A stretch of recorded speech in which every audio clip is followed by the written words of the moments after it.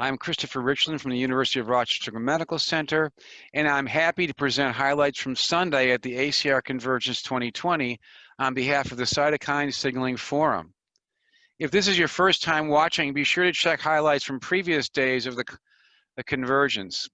In this update, I will be providing an overview of all things cytokine signaling from Sunday's sessions. There were 4 interesting posters focusing on baricitinib, filgotinib, and upadacitinib, which I will say is UPA moving forward, in rheumatoid arthritis during the RA, PROs, biomarkers, systemic inflammation, and radiograph session. The first poster I would like to highlight is from Professor Peter Taylor and colleagues. This study analyzed whole blood transcriptional changes in patients receiving filgotinib. Here is the poster, and the background is that filgotinib has shown efficacy and safety in adults with moderately to severe active RA, including methotrexate-naive patients in the Finch 3 study. This particular study aimed to identify gene transcripts and biological pathways associated with RA and altered in response to filgotinib. In methotrexate-naive patients receiving methotrexate plus placebo, filgotinib 200, 100 milligrams plus methotrexate, or filgotinib 200 milligrams plus methotrexate. The key results are listed in these bullets. Differential gene expression analyses showed rapid onset of transcriptional changes in filgotinib patients. JAK-STAT pathway-induced genes SOC2 or SOX2 and CIHS or CISH were significantly downregulated in filgotinib patients, but not in those receiving methotrexate plus placebo. RA disease activity associated genes FAM20 and METL7B were significantly reduced at all time points in filgotinib patients, but only at week 24 in the methotrexate and placebo patients. In conclusion, these observations confirm an inhibition of the JAK-STAT signaling pathway by filgotinib, consistent with observed clinical efficacy of filgotinib in methotrexate-naive patients. In the session RA pros, biomarkers, systemic inflammation, and radiographs, the effect of JAK inhibitors on bone is a running theme this year.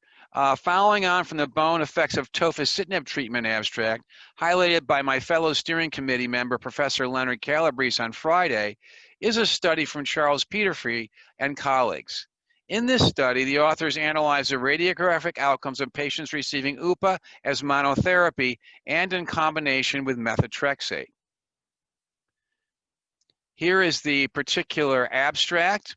And in this study, the Select Early Methotrexate and the Select Compare Methotrexate Inadequate Responder trials examined radiographic progression up to 96 weeks in patients with active RA receiving UPA alone, or in combination with methotrexate, the Select Early trial, or background methotrexate plus UPA, placebo, or adalimumab in the Select Compare study.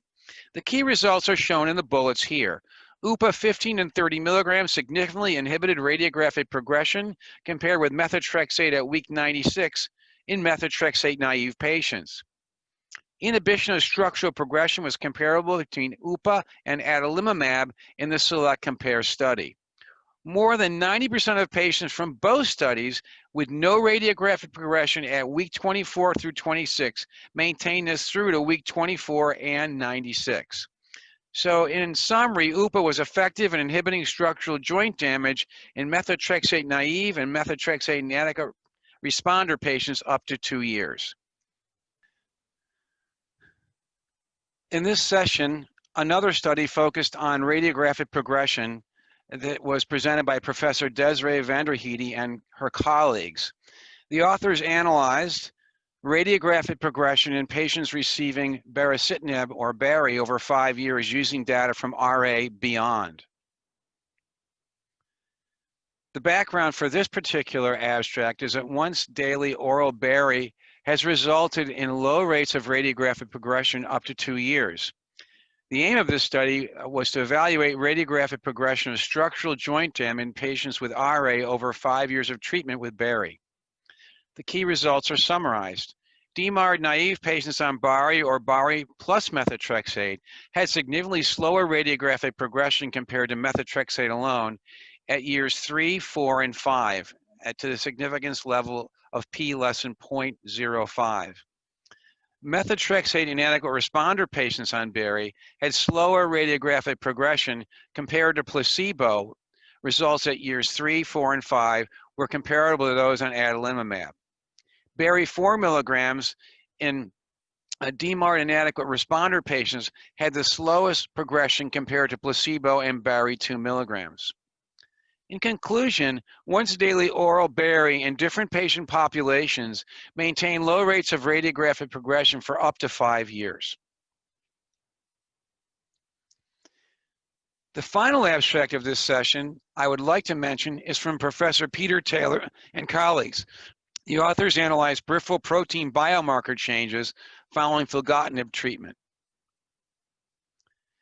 The background for this abstract is that the longitudinal study of protein biomarkers in FINCH 3 patients aimed to identify disease-relevant biomarkers altered by filgotinib versus methotrexate.